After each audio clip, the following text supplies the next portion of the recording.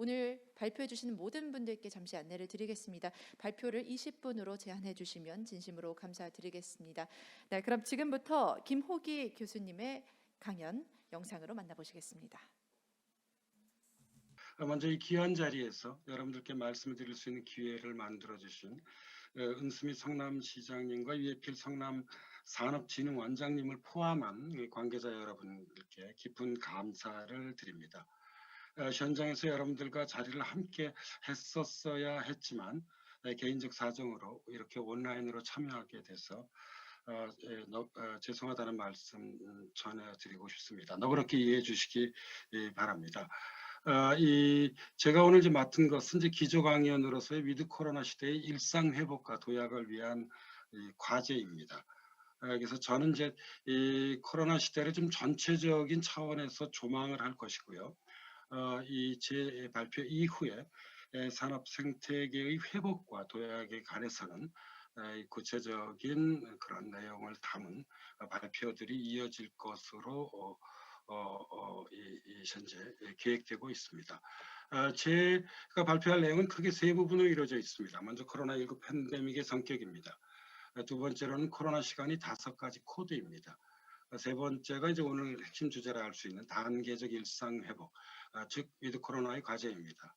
이것은 팬데믹과 위드 코로나 단기적 과제, 장기적 과제로 나누어서 말씀드리도록 하겠습니다. 먼저 코로나19 팬데믹의 성격입니다. 신종 코로나 바이러스가 중국 우한에서 처음 보고된 것은 2019년 벌써 2년 전입니다. 12월 31일이었습니다. 지난해와 올해 전 세계를 강타해온 코로나19 팬데믹은 이제 백신 보급을 거쳐 위드 코로나로 나아가고 있습니다. 현재 진행되는 흐름을 보면 최소한 내년까지는 코로나 시간이 계속될 것이고요. 그 이후에야 포스트 코로나로 진입할 것으로 보입니다. 코로나19 팬데믹은 제가 공부하는 사회학을 포함한 사회과학적 시각에서 세 가지 측면에서 살펴볼 수 있습니다. 글로벌 위험사회, 국면사회, 이중적 뉴노멀 시대입니다. 글로벌 위험사회로서의 코로나19 팬데믹입니다. 코로나19 팬데믹은 우리 시백이 말한 글로벌 위험사회를 그대로 보여주고 있습니다. 지구촌이란 말이 함의하듯 우리 인류에게 이제 위험의 바깥은 존재하지 않습니다. 위험에 따른 공포의 세계화가 강화되어 왔습니다. 특히 전염병의 세계화는 건강과 생명에 직결되어 있는 만큼 일단 위험이 발생하면 지구 전체를 공포의 세계화로 몰아넣었습니다. 위험의 세계화에서 주목할 만한 또 하나의 사실은 환경위기가 국가, 계급, 세대에 따라 불평등한 영향을 미치듯 위험이 경제적으로 빈곤한 나라의 국민, 독거노인이나 미취학 아동 등과 같은 사회적 약자들에게 더 큰 영향을 미치게 된다는 점입니다. 위험사회가 가져오는 위험의 불평등 현상입니다. 두 번째로는 국면사로서의 코로나19 팬데믹입니다. 코로나19 팬데믹은 프랑스 역사학자 페르낭 브로델이 말한 사건사를 넘어선 국면사의 진행을 보여줍니다. 국면의 역사는 나날이 사건들과 그 안에서 살아가는 개인들의 사유 및 행위를 제한합니다. 팬데믹이라고 하는 이 국면사의 기원은 2001년 사스에서 찾을 수 있습니다. 2009년에 신종 플루가 있었고요. 15년엔 메르스가 있었습니다. 그 연장선에 코로나19가 놓여 있습니다. 신종 코로나 바이러스가 갖는 특징의 하나는 전염력이 매우 높다는 점에 있습니다. 최근 지구적으로 큰 위기를 몰아넣고 있는 오미크론의 경우는 훨씬 더 이 전염력이 높은 것으로 알려지고 있습니다. 백신 보급이 상당히 진행되었지만 지구적 차원에서 완전한 종식이 이루어질 때까지는 앞으로 몇 년 정도 걸릴 것으로 보입니다. 높은 전염성과 상당한 치사율을 보이고 있는 코로나19 팬데믹은 바이러스 폭풍이라는 국면사를 생생히 증거하고 있습니다. 세 번째는 이중적 뉴노멀 시대로서의 코로나19 팬데믹입니다. 경제의 불확실성이 기존의 뉴노멀이라면 코로나19 팬데믹이 가져올 지구화된 위험의 불확실성은 새로운 뉴노멀입니다. 현재 진행형인 코로나19 팬데믹이 지구적 대혼돈을 낳음으로써 인류는 코로나 이전에서 코로나 이후로 나아가고 있습니다. 이제 우리 인류는 경제의 뉴노멀과 위험의 뉴노멀이 공존하는 시대, 이중적 뉴노멀 시대를 진입하고 있습니다. 이 두 개의 뉴노멀은 긴밀히 결합되어 있습니다. 코로나19 팬데믹은 오프라인에 기반을 둔 전통 제조업에는 충격을 안긴 반면 온라인에 기반을 둔 플랫폼 비즈니스에는 새로운 기회를 제공했습니다. 이 과정에서 취약한 기업들의 구조조정이 이루어졌고요. 이 구조조정이 실업의 공포를 불러왔습니다. 이러한 코로나의 시간을 저는 5가지 코드로 읽어보고자 합니다. 먼저 생태학적 관점입니다. 생태학적 시각에서 코로나19는 문명의 성찰을 요청합니다. 이 팬데믹은 예견된 비극입니다. 코로나19는 자연 파괴의 진행 과정에서 동물과 인간의 접촉이 증가해 발생한 인수공통 감염병입니다. 생물학자 최재천은 지금 일상회복위원회 공동위원장을 맡고 계시기도 합니다.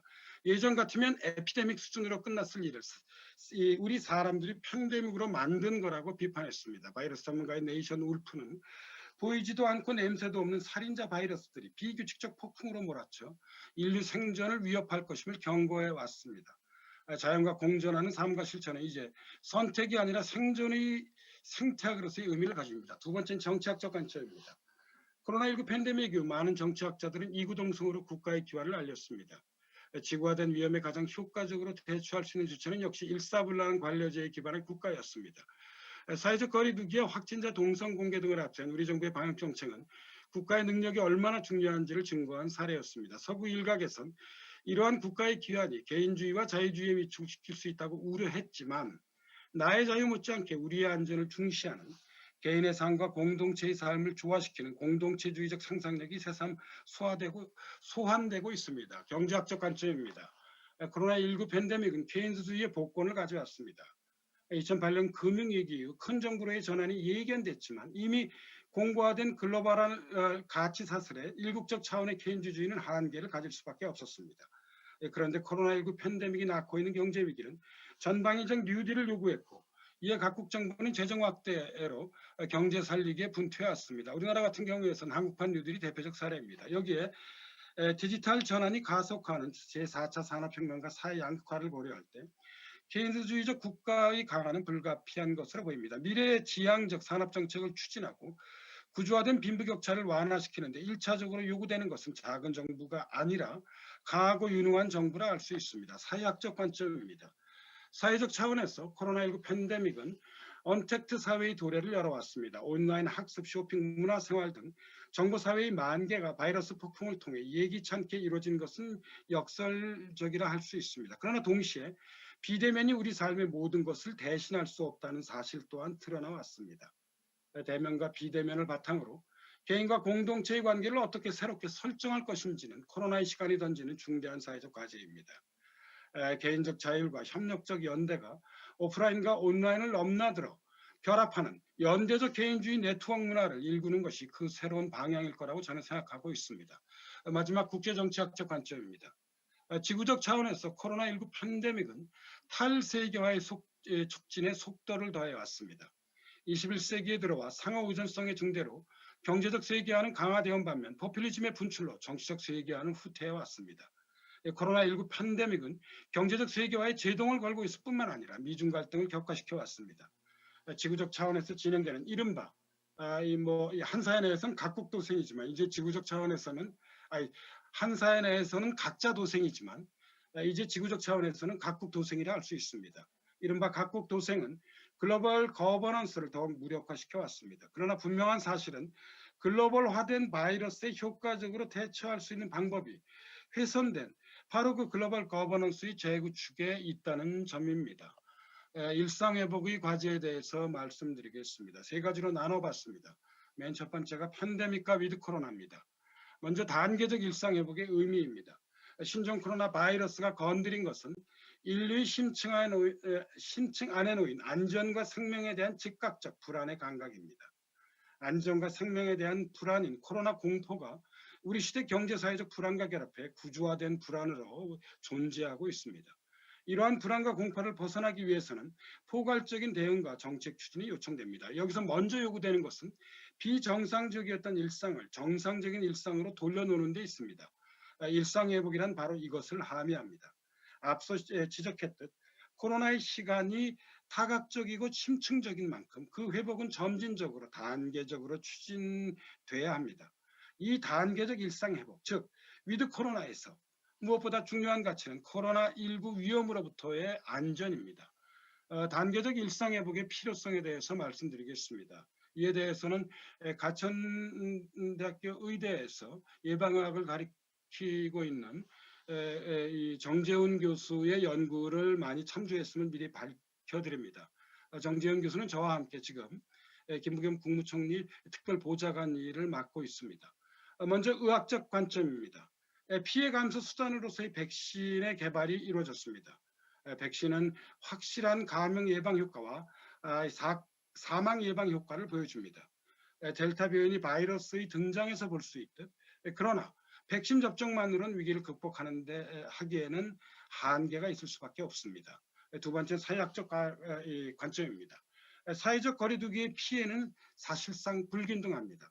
그리고 그 결과 특정 집단의 피해가 증가할 수도 있고 우리나라의 경우는 그렇게 해왔습니다. 이러한 경향은 장기적으로 코로나 불평등을 강화시키고 있기 때문에 이에 대한 적극적 대책이 요구됩니다. 여기에 더해서 백신 접종률의 심리적 한계, 치료제 효과의 불확실성을 고려할 때 피해 감소 수단의 한계는 존재하는 것으로 보입니다. 그래서 이런 맥락에서 정재현 교수를 포함한 전문가들은 우리 사회가 더 인내해야 한다고 해서 피해가 더 감소할 것인지 본질적 문제, 그러니까 더 인내한다고 해서 정말 코로나로부터 우리가 받게 되는 피해가 감소할 것인지에 대한 문제를 진지하게 고민해 봐야 한다고 문제 제기를 했습니다. 이런 맥락에서 바로 제기된 것이 제가 방금 전에 말씀드렸던 단계적 일상회복이라 할 수 있습니다. 이러한 단계적 일상회복의 먼저 단지에 이어서 단기적 과제를 좀 말씀드려보자면 세 가지 추진 방향이 있습니다. 가장 큰 목표는 이건 정부가 제시한 것입니다. 더 나은 내일을 위한 대한민국입니다. 모두에게 소중한 일상으로의 회복이 바로 그 구체적인 목표입니다. 시민의 자율과 책임에 기반한 방역을 추진하는 것입니다. 여기에는 네 영역이 있습니다. 방역, 의료, 경제, 민생, 사회문화, 자치 안전입니다. 그리고 그 세 가지 추진 방향은 점진적 단계 회복, 포용적 회복, 국민과 함께하는 회복으로 나눠볼 수 있습니다. 점진적 단계 회복은 보다 안전한 일상으로, 포용적 회복은 모두가 행복한 일상으로, 국민과 함께하는 회복은 함께 만드는 어떤 그런 일상을 지향하고 있다고 볼 수 있습니다. 단계적 일상회복의 과정 방식 조건입니다. 단계적 일상회복의 과정은 세 단계로 이루어집니다. 제일 첫 번째는 상업시설의 운영 제한을 완화하는 것입니다. 우리 사회가 이제 이거를 지난 한 달 동안 추진해 왔었습니다. 두 번째가 대규모 행사를 허용하는 것입니다. 세 번째는 사적 모임 제한을 해소하는 것입니다. 그 방식과 조건에 대해서 말씀드리자면 체제정한 운영 기간은 4주 갖고요. 평가 기간 2주를 가지고요. 6주 간격으로 1차, 2차, 3차로 전환하겠다는 것이었습니다.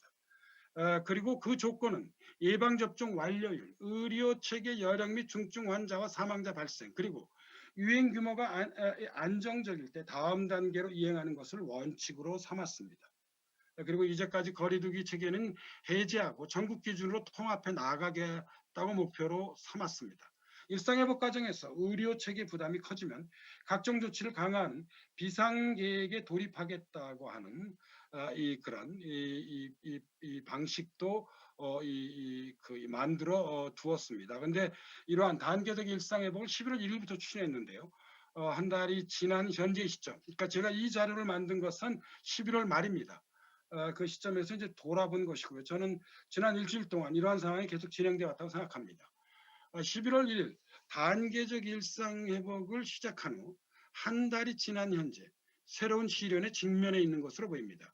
시련은 크게 두 가지로 나눠볼 수 있습니다. 위중증 환자의 증가가 그 하나고요. 오미크론 변이의 세계적 확산이 다른 하나입니다. 이에 정부는 11월 29일 일상회복 2단계로의 전환을 유보했고요. 4주간의 특별 방역 대책을 시행하기로 결정했습니다. 결국 문제의 핵심은 방역 강화와 단계적 일상회복이 서로 반대 방향으로 달리는 토끼라는 점입니다. 사실 이것을 알고 있는 상태에서 단계적 일상회복을 추진하는 셈입니다. 결국 두 마리 토끼를 동시에 잡을 수 있는 실현 가능하고 지속 가능한 정책을 추진하고 밀고 나가야 할 것으로 보입니다. 그리고 그 핵심은 방역을 강화하려면 자영업자 손실보상을 증대시켜야 하고요. 단계적 일상 회복을 계속하려면 위중증 환자의 병상과 이를 위한 인력을 더욱 확충해야 할 것으로 보입니다. 그래서 저를 포함한 우리 국민 다수는 이러한 이제 이 두 가지 그런 서로 상반된 대책을 효율적으로 결합시킬 수 있는 지속 가능하고 실현 가능한 정책이 앞으로 추진되길 소망하고 있다고 생각하고 있습니다. 마지막으로 세 번째 장기적 관제입니다.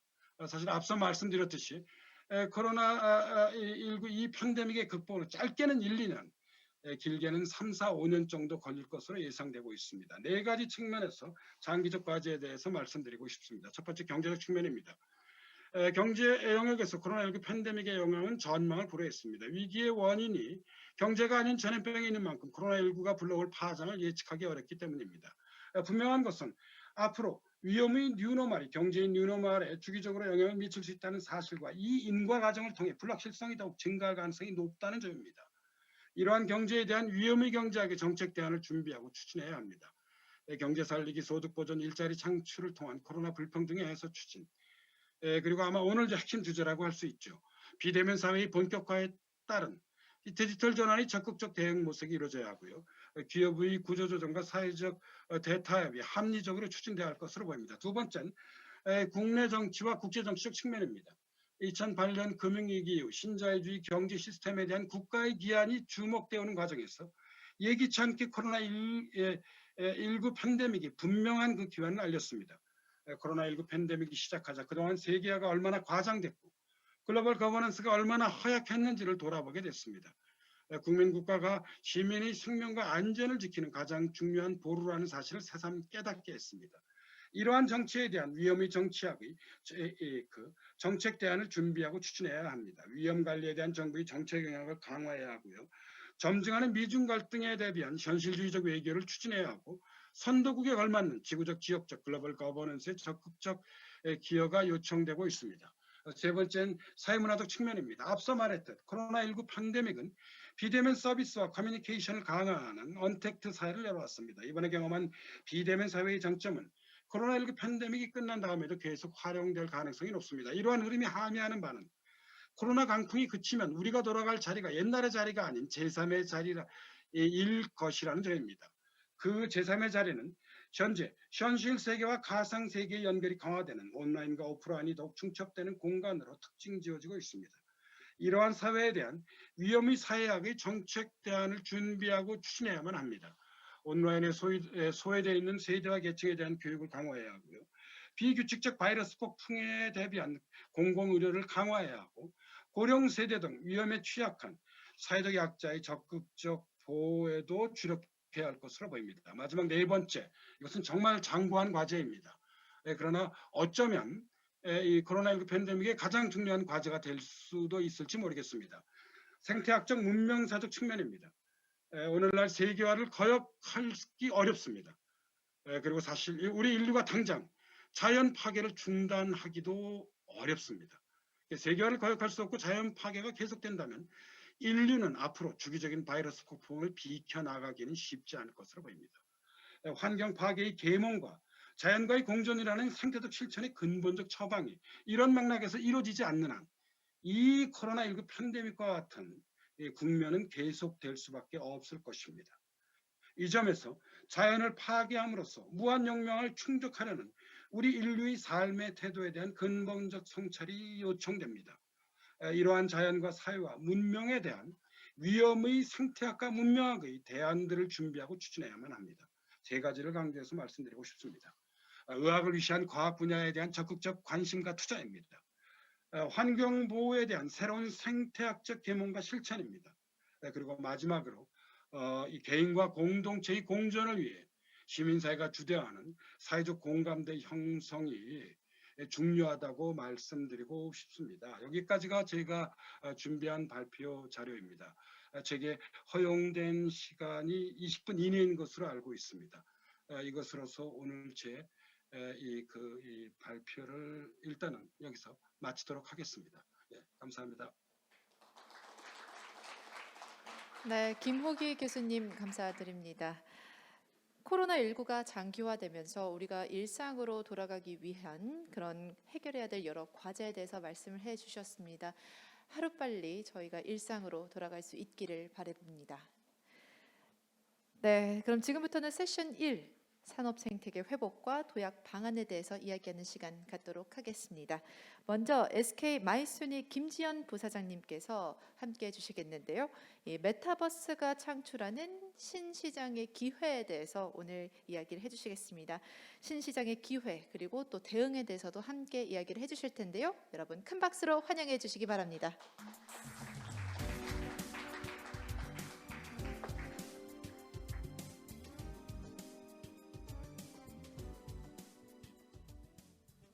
네, 반갑습니다. 지금 소개받은 김지현이라고 합니다. 20분 동안 발제할 주제가 올해 너무 핫한 키워드였었죠. 특히 전 세계적으로 한국이 가장 핫했던 것 같아요. 메타버스를 과연 우리 성남시에 있는 많은 지식 기반의 산업들 또 벤처 기업들에서 어떻게 활용할 수 있을지에 대한 내용으로 한번 준비를 했습니다. 사실 메타버스 하면 한 회사를 빼놓고 이야기할 수가 없을 것 같아요. 바로 메타라는 회사죠. 최근에 페이스북이 회사 이름을 바꿨잖아요. 그 바꾼 이름이 메타입니다. 메타. 그리고 화면에 보이는 것처럼 총 6가지의 키워드를 마크 주커버그가 이야기를 했어요.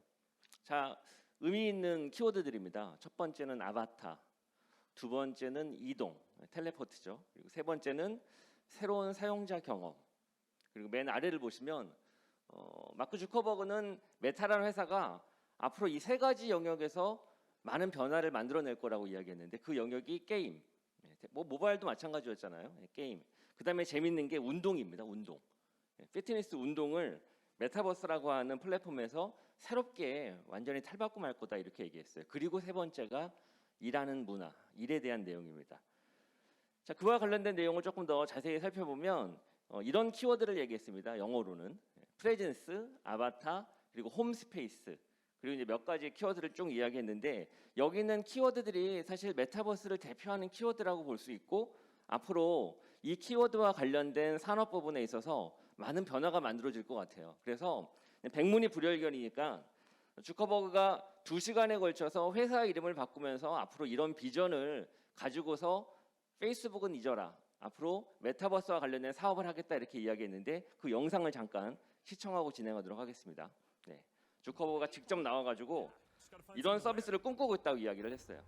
자, 가장 먼저 뭘 하죠? 아바타를 고릅니다. 아바타. 우리 여러분들 웹에서는 네이버나 카카오 모바일에서 사용할 때 아이디를 이용하잖아요.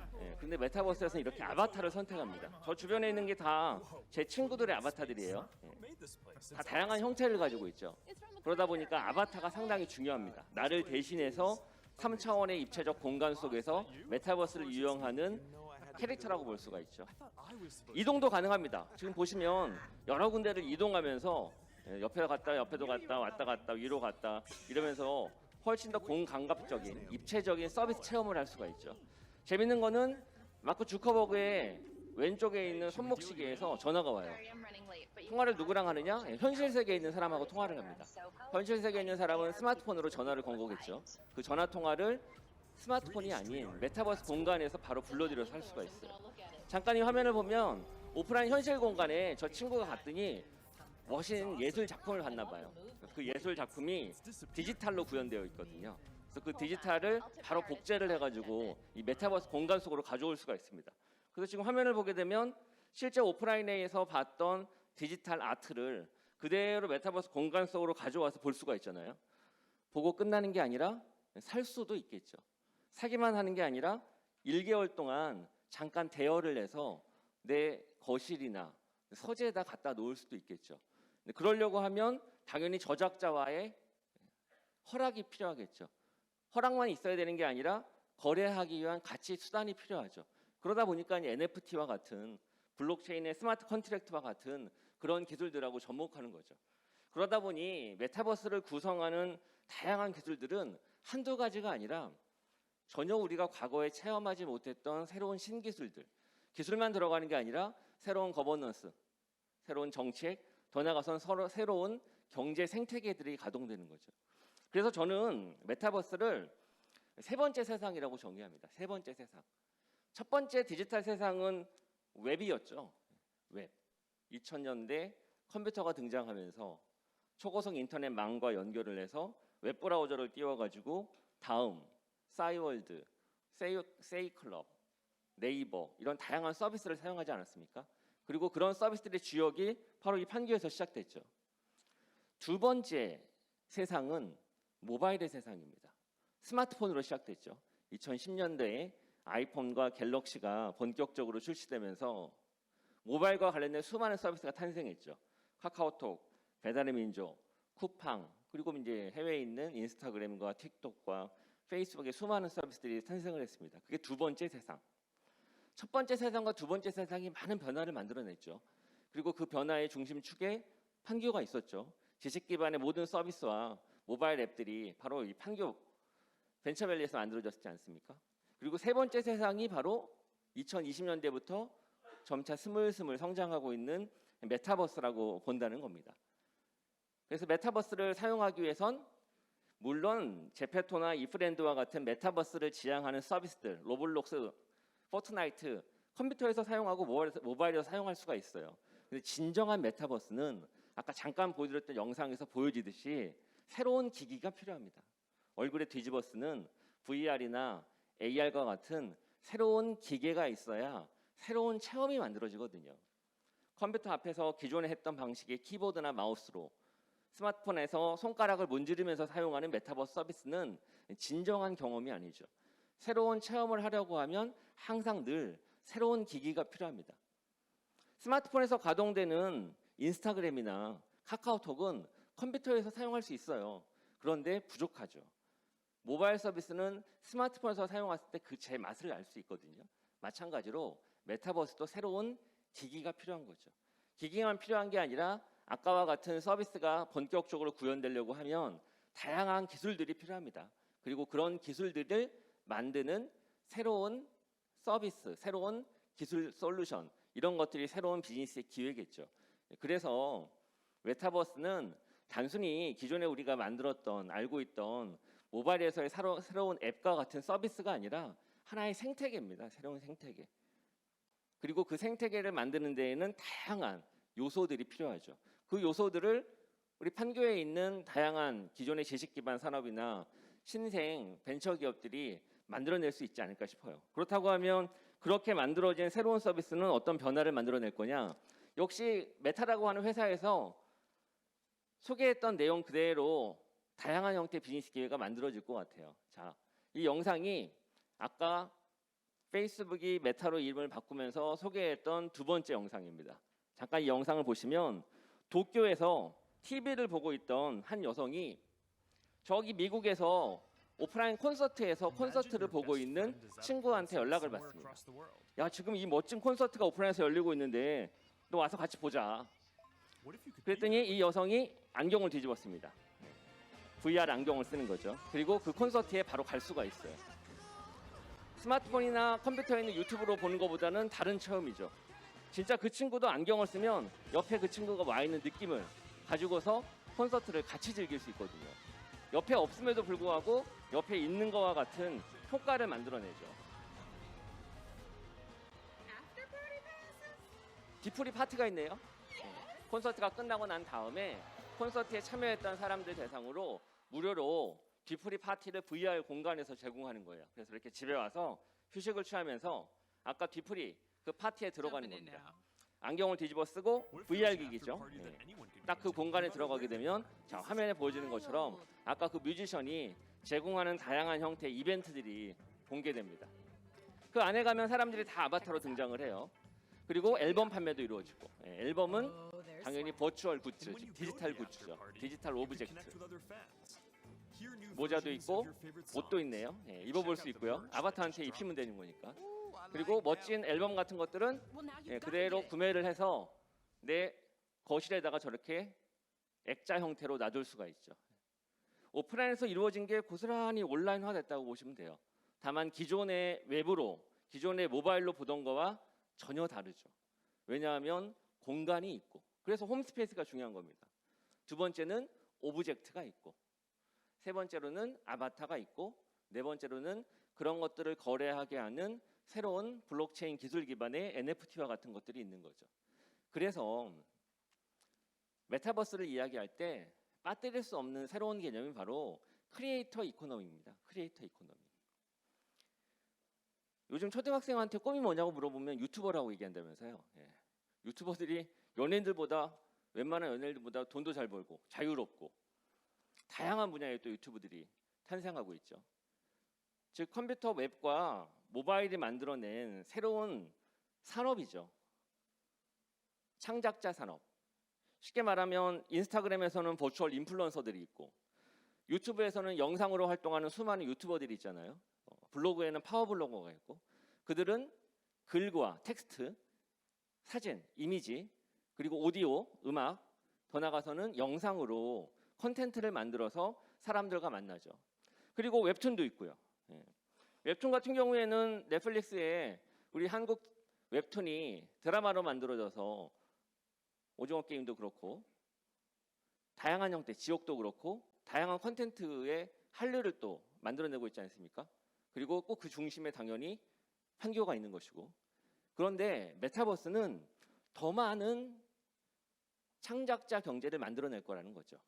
기존에 우리가 알고 있었던 영상이나 음악이나 웹툰이나 글이나 사진 같은 것들이 아니라 이제는 오브젝트, 예를 들어 아바타를 꾸미는 모자, 신발, 그리고 그 공간에 존재해야 되는 수많은 액세서리들, 인테리어, 더 나아가서는 의자, 식탁, 전등, 이 모든 것들이 다 메타버스에서 만들 수 있는 오브젝트, 굿즈라는 거죠. 그런 면에서 보면 메타버스는 창작자에게 훨씬 더 확대된 그리고 기존의 웹이나 모바일에서는 만나보지도 못했던 새로운 창작물들을 다양하게 만들어줄 수 있는 기회를 제공한다는 거죠. 쉽게 말하면 콘텐츠 산업이 폭발적으로 성장할 수 있는 도약의 발판이 만들어지는 겁니다. 그리고 그런 콘텐츠는 예전처럼 그저 플랫폼 사업자에 기생하면서 그들이 제공하는 광고나 PPL로 돈을 버는 게 아니라 그 콘텐츠를 P2P로 거래할 수 있는 NFT와 같은 새로운 기술 규격이 등장하면서 창작자들이 만들어내는, 즉 우리 사용자들이 만들어내는 수많은 다양한 종류의 콘텐츠를 서로 간에 쉽게 거래하고 사용될 수 있게끔 하는 에코시스템이 형성된다는 거죠. 그런 측면에서 메타버스는 향후의 콘텐츠 산업과 맞닿아서 다양한 형태의 변화를 만들어낼 것 같습니다. 그리고 그런 모든 변화에는 결국 기술과 솔루션이 필요하죠. 메타버스를 구성하는 다양한 구성 요소는 크게 네 가지로 구분해 볼 수가 있습니다. 첫 번째가 하드웨어. 메타버스를 쓰려면 모바일처럼 스마트폰, 메타버스는 VR, AR 이런 기계가 필요하거든요. 두 번째는 그 하드웨어를 작동시키는 소프트웨어 플랫폼. 그리고 세 번째로는 그 메타버스에서 동작되는 어플리케이션, 서비스죠 일종의. 우리 스마트폰도 카카오톡 있고 틱톡 있고 인스타그램 있잖아요. 메타버스에서도 메타버스에서 가동되는 앱들이 있거든요. 세 번째는 앱. 네 번째는 그런 앱들이 다양한 용도에 맞게끔 서비스를 구상하기 위해서 지원해주는 솔루션들. 이렇게 네 가지로 구분되거든요. 이 네 가지가 각각 다 새로운 사업의 기회라는 거죠. 물론 맨 윗단에 있는 VR이나 AR과 같은 하드웨어 그리고 소프트웨어 플랫폼은 아무나 만들 수가 없죠. 우리 국내에서는 삼성전자 정도 돼야 되지, 네이버 정도 돼야지 만들 수 있는, 빅테크 기업이나 만들 수 있는 거고, 미국은 뭐 애플이나 마이크로소프트, 구글, 아마존과 같은 회사들이 만들 수 있는 거죠. 하지만 중간에 있는 어플리케이션하고 맨 아래에 있는 백엔드 인프라의 일부 솔루션들은 당연히 작은 중소기업, 더 나아가서는 스타트업들이 새로운 기회를 만들 수 있는 영역인 거죠. 그런 측면에서 맨 아랫부분들은 우리 국내에 있는 많은 벤처기업들도 새로운 비즈니스의 꿈을 꿔볼 수 있는 가능성이 농후한 그런 영역이 아닐까 싶어요. 그러면 항상 우리가 이런 신기술이 등장할 때마다 고민은 뭐냐면 IT 기술로 중무장한 회사들이야 알겠어. 그런데 ICT 기술과 무관한 일반 전통 기업들, 기존에 있는 기업들은 이걸 어떻게 활용할 수 있을까? 메타버스는 가장 중요한 게 오프라인과 온라인을 연결하고 통합시킨다는 겁니다. 좀 화면에 보여지는 게 페이스북이 만든 오큘러스 퀘스트 2 디바이스인데, 이 디바이스를 곰곰이 보면 그냥 쓰는 게 아니라 이렇게 내 방에 있는 책상을 이렇게 인식하는 화면이 나옵니다. 내 방에 있는 책상, 의자, 가구 이런 것들을 인식하는 화면이라고요. 왜냐하면 메타버스 공간 속에서 막 허우적대다가 잘못하면 가구를 툭 칠 수도 있고 다칠 수 있잖아요. 그렇기 때문에 주변에 있는 사물들을 인식시키는 겁니다. 다치지 않게끔. 그리고 메타버스 공간 속에서 의자가 있어서 앉았는데 그 앉는 건 실제 오프라인에 있는 피지컬한 내 몸이 앉는 거잖아요. 근데 뒤에 의자가 없으면 안 되잖아요. 그렇기 때문에 그런 의자를 인식시키는 거죠. 그리고 화면에 보여진 것처럼 호라이즌의 워크룸인데 메타버스 공간 속에서 회의를 하고 업무를 볼 수 있게끔 작동시키는 화면입니다. 그래서 화이트보드 같은 걸 만들고 이 공간에 당연히 벽에 만들어야 되겠죠. TV도 올려놓고 액자도 올려놓고 책상도 딱 앞에 있어야 그 위에 키보드도 올려놓고 타이핑을 할 수 있을 거 아니에요. 메타버스 공간 속에서 타이핑을 하려고 하면 너무 힘들어요. 왜? 허공에다가 키보드를 타이핑을 해야 되잖아요. 정확도가 떨어지거든요. 그러려면 진짜 키보드가 있어야죠. 단 그 진짜 키보드가 메타버스하고 연결돼야 되거든요. 즉 물리적인 키보드가 마우스가 실제 작동을 하면 메타버스에 있는 버추얼 컴퓨터하고 연동되어서 동작돼야 되거든요. 그 얘기는 다른 말로 말하면 오프라인에 있는 모든 사물들이 메타버스하고 연결돼야 된다는 겁니다.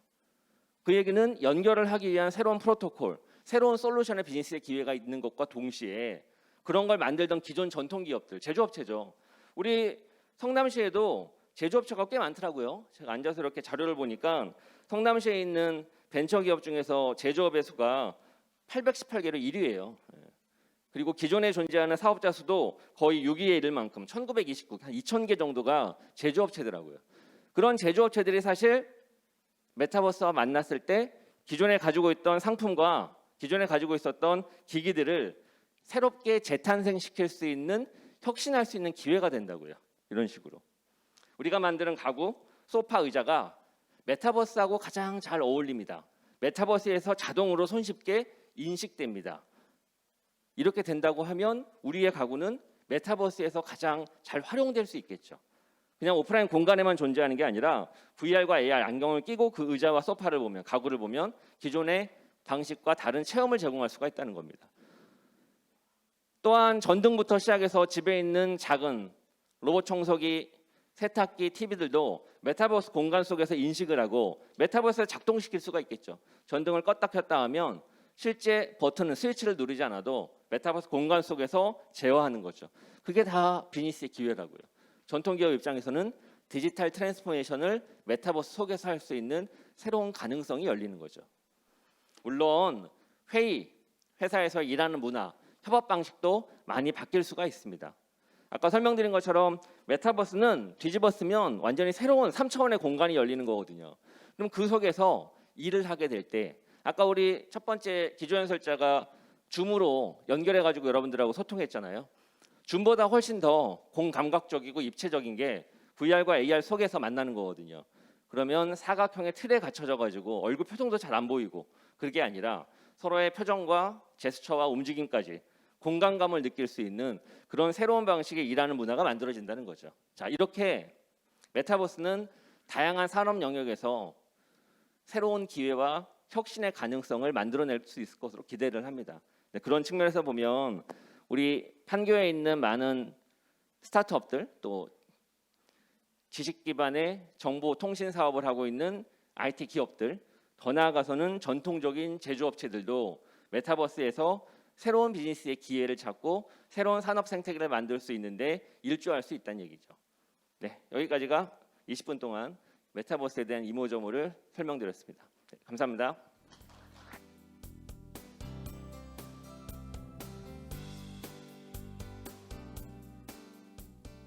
네, 함께해 주신 김지현 부사장님 감사드립니다. 이 세 번째 세상 메타버스가 창출하는 새로운 기회들에 대해서 이런저런 말씀을 해주셨는데요.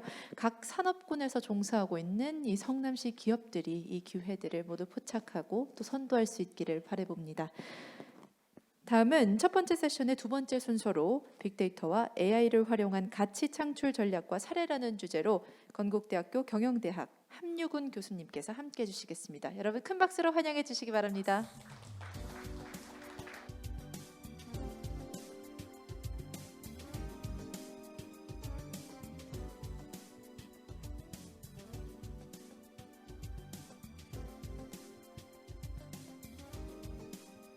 네, 안녕하십니까. 저는 그 건국대학 경영대학의 함유근이고요. 현재 빅데이터 학회라는 학회의 회장을 맡고 있습니다. 그래서 제가 여기 초대된 것 같은데 저한테 제가 부탁받은 내용은 뭐 빅데이터, AI 이런 거를 어떻게 성남시와 관련된 그런 해외나 국내에서 사용하고 있느냐 뭐 이런 내용을 좀 부탁을 받았습니다. 그래서 그런 내용 중심으로 좀 말씀을 드리겠습니다.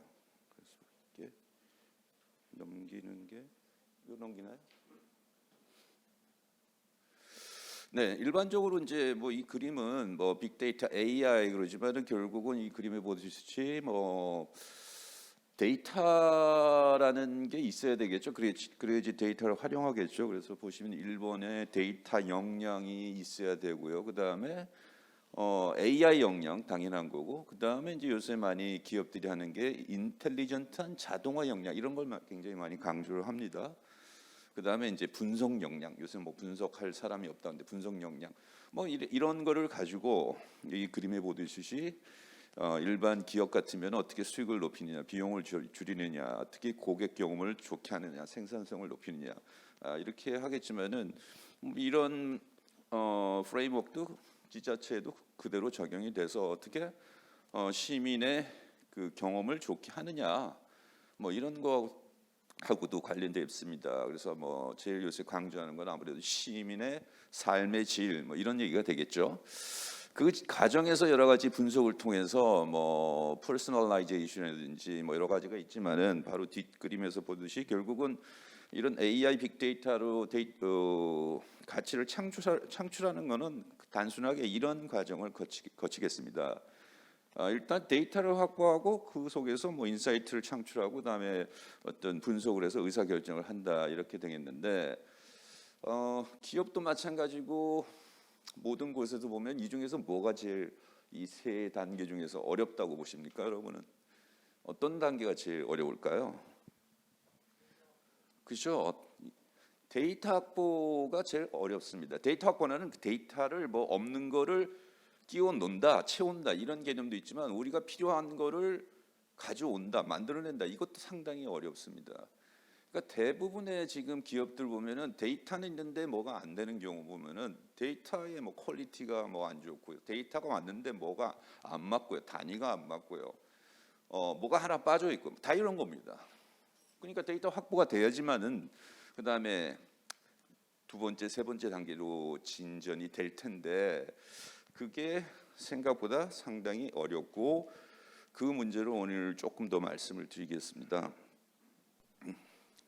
이 그림 잘 안 보시겠지만은요, 이게 그림이 이제 맥킨지가 발표한 각 해외 지자체들이 AI 빅데이터를 어디에 활용하느냐 여러 분야가 있습니다. 그래서 뭐 보건, 안전, 의료, 모빌리티, 에너지, 뭐 쓰레기 처리부터 경제 발전 이런 것들이 있는데 결국은 이 과정도 보면은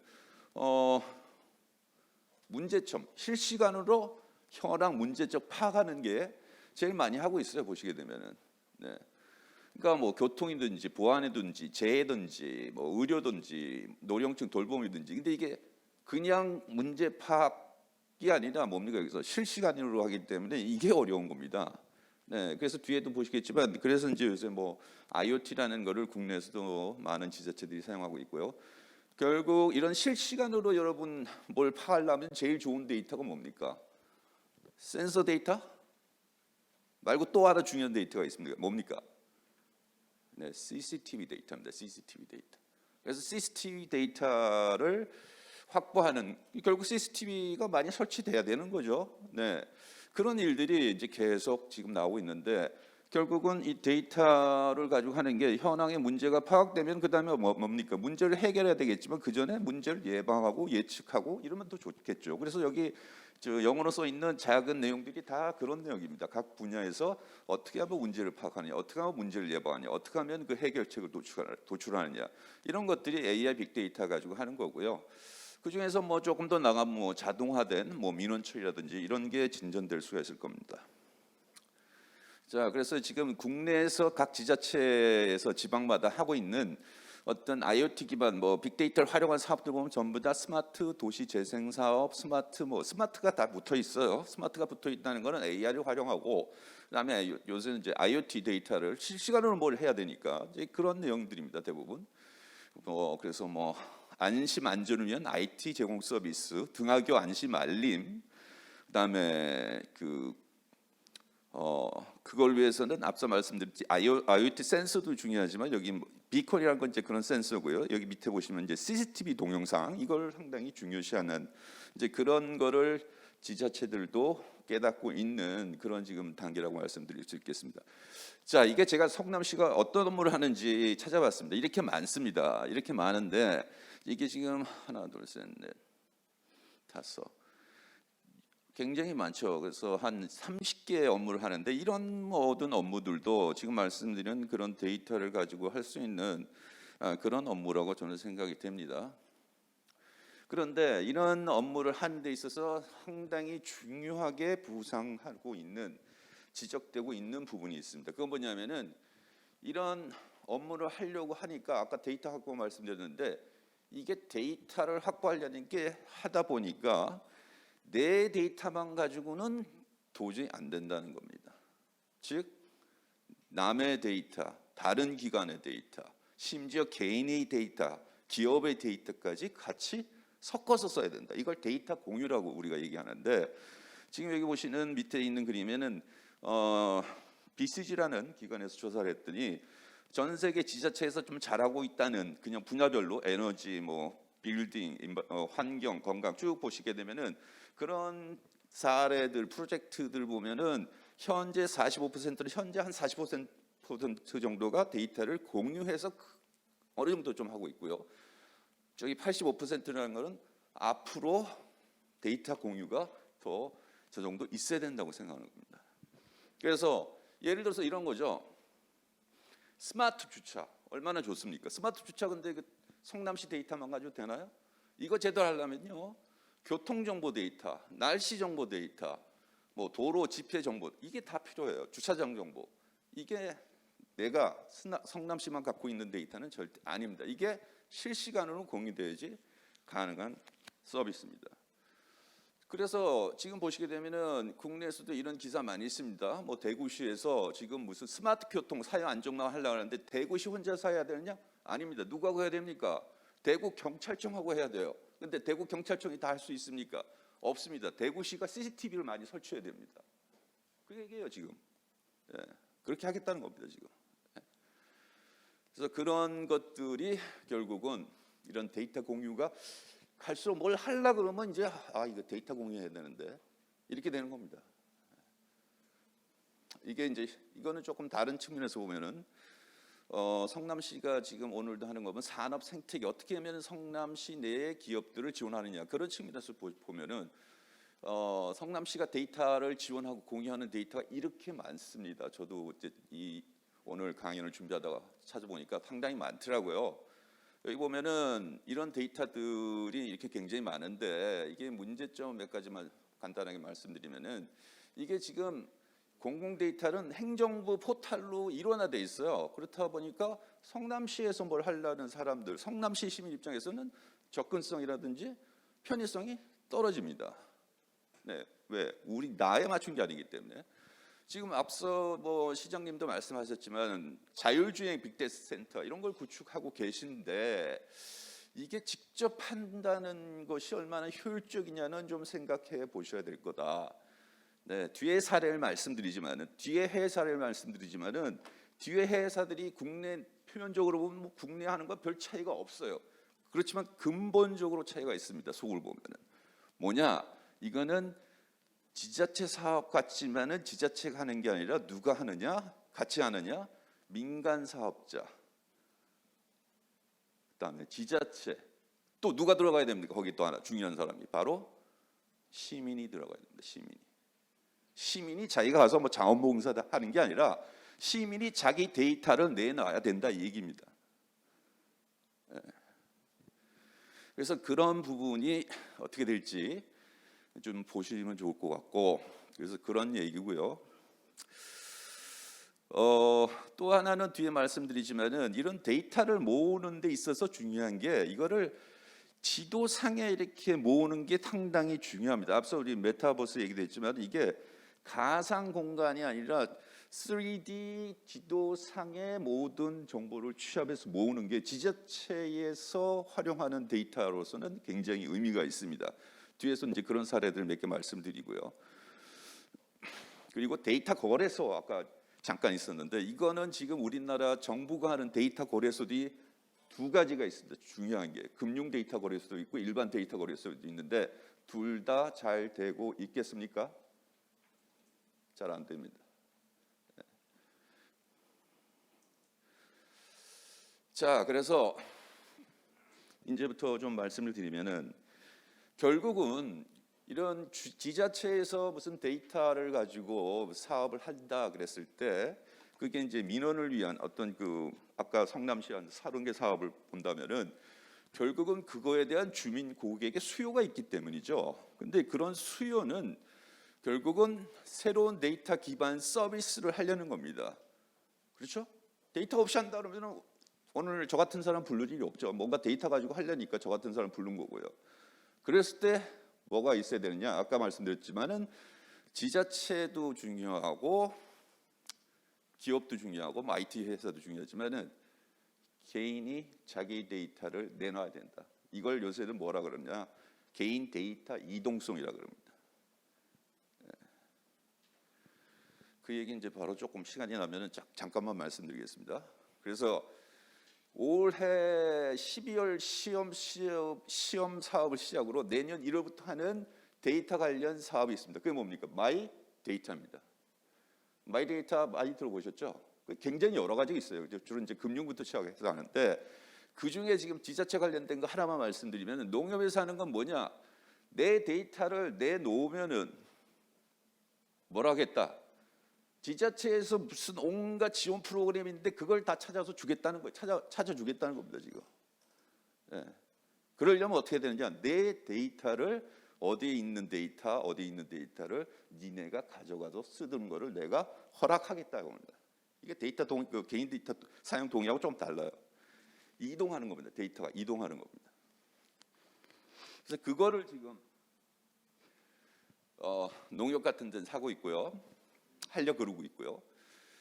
그런데 이게 마이데이터라는 것이 이게 해외는 좀 다릅니다. 앞서 보셨듯이 이 데이터들이 내 데이터가 어디 있습니까? 지금 성남시에도 있지만은 내 거래, 은행, 이동통신사, SNS, 뭐 이마트 다 있지만은 이 데이터를 한국의 마이데이터라는 거는 개인이 데이터를 요청하면 여기 이거를 사용하는 업자한테 죄다 쑥 다 갑니다. 나를 안 거치고 가요.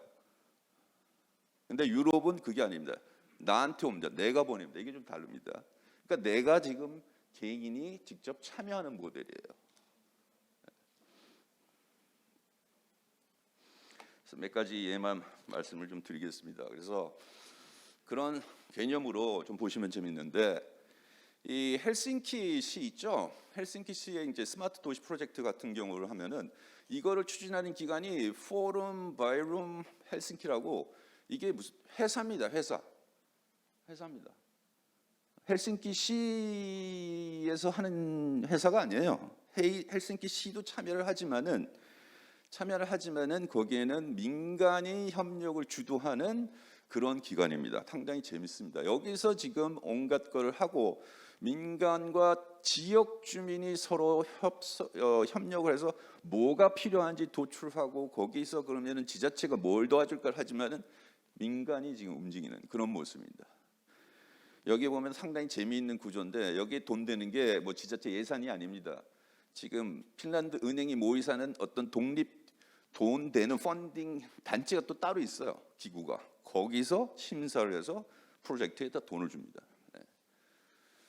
자, 그래서 그런 식으로 해서 주민이 참여하고 기업이 참여하고 공공기관이 참여하고 대학 연구기관이 참여한 형태의 실제 어떤 빅데이터를 활용하는 것을 지자체에 도움이 되는 것을 하고 있다. 그래서 헬싱키 같은 경우 이제 플랫폼이 한 3개 정도 있고요. 여기 보시게 되면 여기 아까 말씀드린 이게 있습니다. 뭡니까? 마이데이터가 있어요. 마이데이터. 그 얘기는 뭐냐면은 이 예를 말씀드려요. 이게 뭐냐면 스마트홈 무슨 이런 거 우리나라도 많이 하지 않습니까? 집에 전기를 어떻게 절약하고 뭐 이러는 거.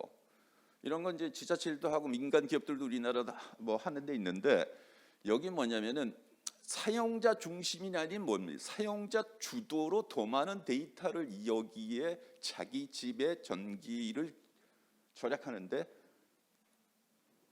가져와서 하는 겁니다. 그러니까 우리나라의 마이데이터는 뭐냐면은 지금 내년 1월부터 하는 게 사용자 중심이에요. 사용자를 위해서 그거는 마이데이터가 사실 좀 다릅니다. 개념이 유럽은 사용자 주도입니다. 내가 주도하는 거예요. 내가. 왜? 데이터는 내 거니까. 그래서 그런 식으로 해서 스마트홈 어플리케이션을 하는 그런 프로젝트가 현재 있고요. 실시간으로 모니터링해서 하는 게. 그래서 데이터의 역할이 데이터들이 이제 각각 흩어져 있고 떨어져 있는 거를 모아서 오픈 데이터까지는 잘 하고 뭐 제3자 개발을 하는데 이게 앞으로는 어떤 식으로 가느냐 제가 볼 때 이제 오픈 데이터가 마이 데이터 형태로 가는 시대가 곧 올 거다. 우리나라도 결국 주민들한테 서비스하는 데이터 가지고 서비스하는 게 주민들 데이터, 개인 데이터가 있어야 되는데 그거를 어떻게 그러면 협조를 받죠? 네. 그런 예가 해외 하나 더 있어서 소개드리면은 싱가포르에 커넥티드 라이프라는 회사가 있습니다. 이게 뭐냐면은 2012년에 설립된 노령층용 원격 의료 플랫폼 회사예요. 우리나라는 원격 의료 안 되니까 뭐 불가능한 그런 지금 서비스인데 사회적 기업입니다. 이것도 사회적 기업. 그래서 이것도 보면은 이 홈 모니터링 솔루션, 스마트 기술, IoT, AI 이런 거를 이런 뭐 스마트워치를 노령층이 차던가 뭐 해가지고 그런 데이터를 실시간으로 수집을 하면은 그걸 통해서 이제 노령층 원격 의료를 제공하는데 여기에 심지어 보험사도 같이 끼워서 맞춤형 보험 적용 서비스를 결합해서 서비스하고 있습니다. 그러니까 민간 공공 주민이 같이 힘을 합쳐서 나한테 노령층 노인들한테 서비스를 하는 겁니다. 그래서 그런 모델이고요. 그래서 간병인에게는 실시간 정보를 제공하기도 하고 이런 정보를 바탕으로 의료 제공자나 보험사나 정부는 이렇게 하는 게 좋겠구나 이런 이제 정책 전략을 수립하는 겁니다. 또 하나 중요한 거는 시간이 제가 없어서 5분만 더 말씀드리면은 데이터를 통합하는 데서 이거를 디지털 지도상의 공간 좌표에 합치는 게 상당히 중요합니다. 이게 굉장히 중요해요. 이게 우리나라도 조금 하고 있지만은 생각보다 상당히 돈이 듭니다. 이거는 돈이 들어요. 기술도 좀 있어야 되고. 그래서 이런 것들을 해서 어떤 지자체에 각종 스마트 서비스를 제공하고 있는 사례들이 있다. 네. 그래서 지역 주민들이 만들어내는 데이터를 공간 좌표 기준으로 통합돼야 되는 그런 얘기입니다. 그래서 그걸 옛날부터 한 게 싱가포르입니다. 싱가포르. 그래서 싱가포르에서는 온갖 것을 이렇게 하고 있고요. 그리고 우리나라에서도 지금 그 얘기들이 나오고 있습니다. 그래서 서울시도 버추얼 서울 구축을 목표로 3천 기반 뭘 하겠다. 뭐 이런 거 자꾸 얘기가 나옵니다. 이것도 뉴스 보시면 얼마 안 된 뉴스죠. 그래서 성남시도 지금 이제 이런 가상 지도상에 뭘 표시해서 제설 작업을 서비스를 하겠다 이렇게 계획이 있으시더라고요.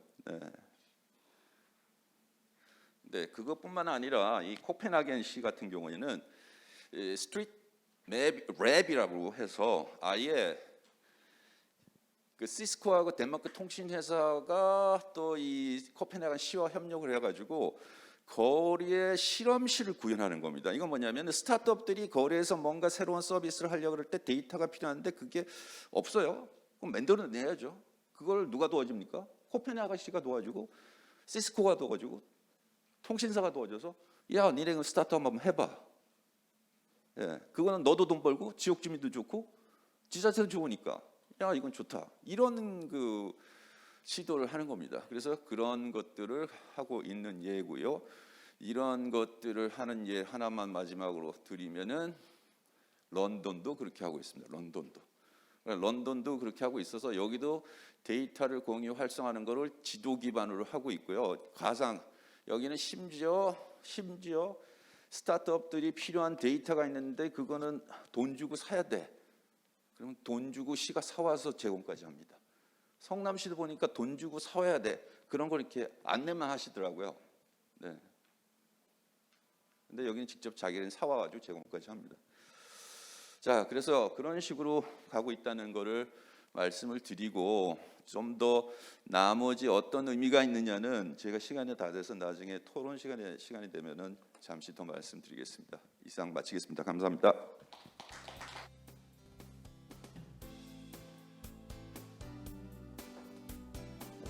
네, 감사합니다.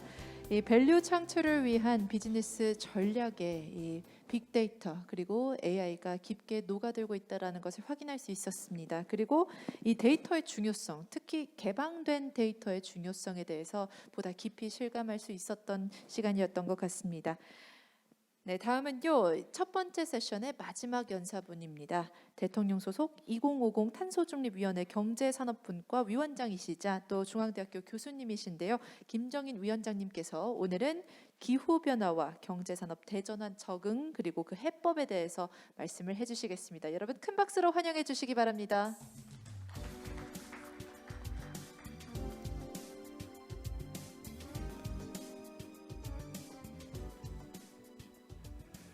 네, 우선 여러분 저한테 이런 소중한 발표 기회를 주셔서 감사드립니다. 지금 앞서서 두 차례는 메타버스하고 AI에 대한 부분들을 하셨는데 저는 이제 조금 다른 얘기입니다. 근데 조금 시간이 많이 오래 갔으니까 저한테 주어진 시간이 20분인데 20분에 좀 최대한 마치도록 좀 노력을 하겠습니다. 그 다음에 제가 항상 좀 자료를 많이 작성하는 편인데 그 다음은 자료로 대체할 수 있는 거는 자료로 대체해서 나가겠습니다. 지금 전 세계적으로 화두가 뭐 탄소 중립, 뭐 ESG, 뭐 코로나 당연히, 그다음에 이제 경제 성장에 대한 저하, 뭐 이런 부분들인데 이 탄소 중립이 사실은 상당히 전 세계적으로 중요한 부분이 됐죠. 이제 결국에 기후 변화 문제로 보시면 됩니다. 이게 이제 최근에 있었던 영국의 글래스고우에서 이제 뭐 여러 가지 발표도 하고 그 다음에 2030년까지 2018년 대비 40%를 줄이겠다. 또 2050년까지 탄소에 대한 배출을 제로로 줄이겠다. 이렇게 했는데 그거에 대한 근거가 과학적 근거가 요겁니다. 요거가 이제 IPCC라고 해서 전 세계 이제 과학자들 협의체가 7번에 걸쳐서 과학적 보고서를 냅니다.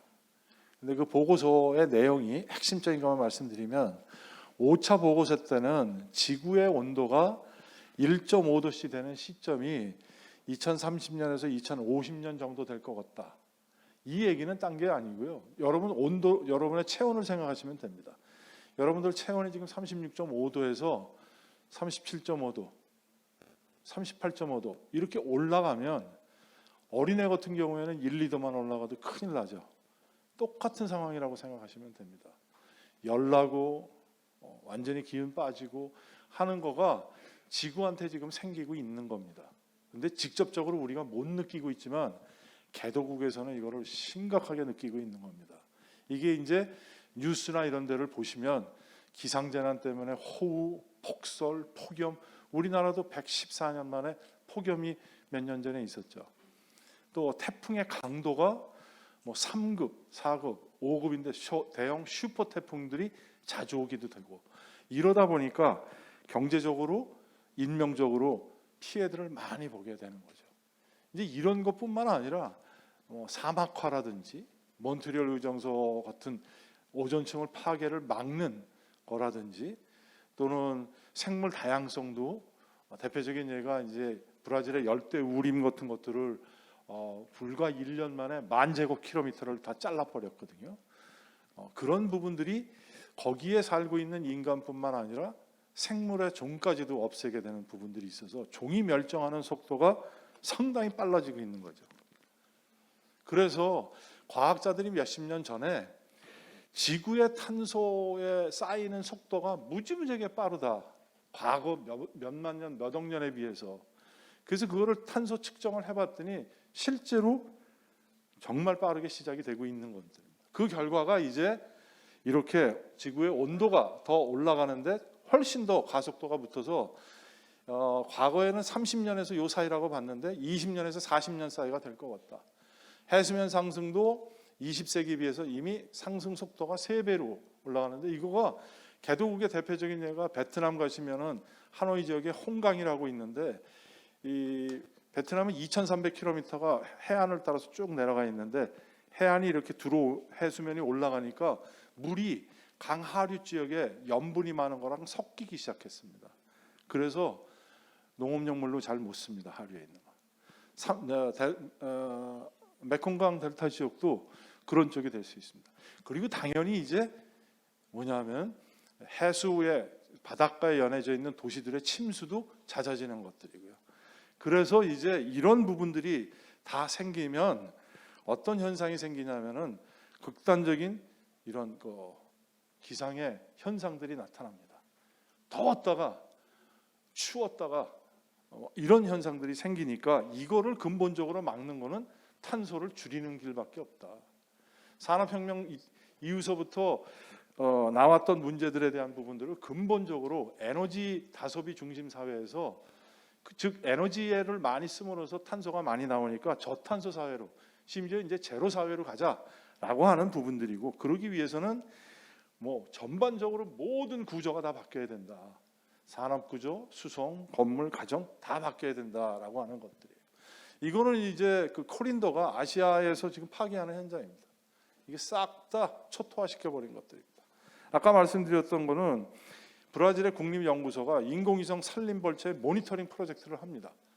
매년 거기에서 2019년에서 2020년 7월까지 아까 말씀드렸던 아마존의 열대우림 파괴 면적이 1년에 10,000제곱킬로미터 정도 해서 없어지는 것들입니다. 그러다 보니까 이제 이게 20-30년 된 얘기들이거든요. 제가 이제 개인적으로는 포항제철연구소에 있다가 이거를 계속 쫓아다녔는데 30년 정도에서 보게 되면 처음에는 기업들이 관심도 안 가졌어요. 최근에는 조금 이따 보여드리겠지만 엄청나게 많은 관심을 갖습니다. 그리고 실제로 실행도 하고 있고, 그러다 보니까 전 세계적으로 대표적으로 이제 유럽인데, 그러면 바꿔나가자. 그래서 유럽은 1990년대서부터 탄소 감축을 시작을 합니다. 그래서 그거를 성공을 합니다. 대표적인 게 석유화학입니다. 그러다 보니까 지금 유럽은 왜 우리만 하냐? 더 해야 되겠다. 그래서 나온 게 2030년까지 1990년 대비 55%를 줄이는데 탄소 국경세 도입해야 되겠다. 그래서 지금 포항제철 같은 경우에 유럽에다 7% 정도의 수출을 하는데, 이제 탄소가 많이 나오는 공법이나 기술을 써서 많이 나오면 거기에 부과하는 것만큼의, 그러니까 유럽에서 10톤이 나오고 여기서 15톤이 나오면 5톤 정도에 대한 것들을 국경세를 매기겠다. 이게 탄소 국경세입니다. 그러다 보니까 이거는 벌써부터 철강, 시멘트, 알루미늄, 비료, 전기 제품 분야에 우선적으로 시행하겠다. 이 탄소세 얘기가 미국에서도 지금 나오고 있는 것들이거든요. 그래서 이런 거, 그다음에 항공 부분에서는 유럽법에서는 지속 가능한 항공 연료에 혼합을 하겠다라고 하는 부분들도 있고, 건물 부분을 보게 되면 공공건물은 매년 의무적으로 3%의 에너지 효율을 가지고 들어와야 된다. 이제 여기에 성남시에 보시게 되면은 이제 IT 기업들도 많이 있으시고 그런데 그런 거에 소위 전력의 IT와 건물의 IT와 다 이런 부분들하고 다 연결돼서 개선할 수밖에 없는 거죠. 중국도 2025년까지 자동차에 있어서 20%를 전기 자동차로 만들겠다. 어마어마하게 배터리나 전기 자동차 공급이 많이 되고 있죠. 그 다음에 2035년까지는 50%를 발전하겠다. 일본은 14개의 핵심 기술들을 딱 찍어놓고 에너지 환경 비전 전략이라고 하는 것들로 해서 벌써 들어가고 있는 거고, 미국은 1,400조 정도를 해서 에너지나 환경 쪽으로 해서 하겠다라고 했지만 또 동시에 금융에 대한, 정책 금융에 대한, 녹색 금융에 대한 부분들로 하겠다. 그래서 1,000억 달러에 대한 부분들을 의원연대가 지금 제시해 놓고도 있습니다.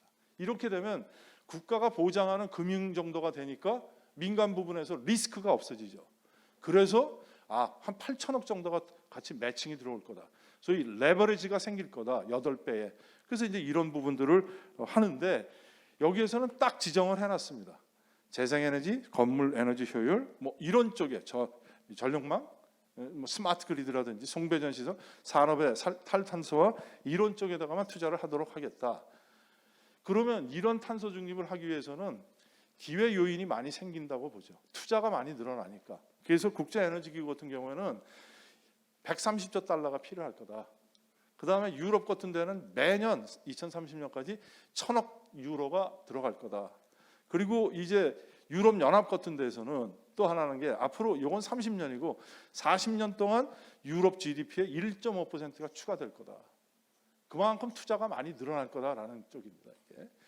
그래서 이런 거가 이제 일어나니까 구체적으로 말씀드리기 어렵지만 이미 중국은 저는 이제 탄소 배출권 오랫동안 했는데 벌써 올해서부터 전력 산업 부분을 대상으로 해서 탄소 배출권 거래제를 시행을 합니다. 전국적으로. 5년간의 시범을 지난 다음에 탄소 배출권 거래 시장이 생겼습니다. 유럽은 15년 이상 탄소 배출권 거래 시장이 생겼습니다. 쉽게 말씀드리면 정부가 A라고 하는 기업한테 100톤만 해 할당제입니다. B 기업한테는 150톤 해. 그러면은 150톤의 할당을 받은 기업이 뭐 시황도 좋고 잘 나가고 그래서 170톤을 배출을 했다면 20톤이 더 많이 나온 거죠. 그 20톤을 시장 가서 사와라 이겁니다. 아니면 벌금 내든가 아니면 기술 개발하든가 세 가지 옵션 중에서 해라.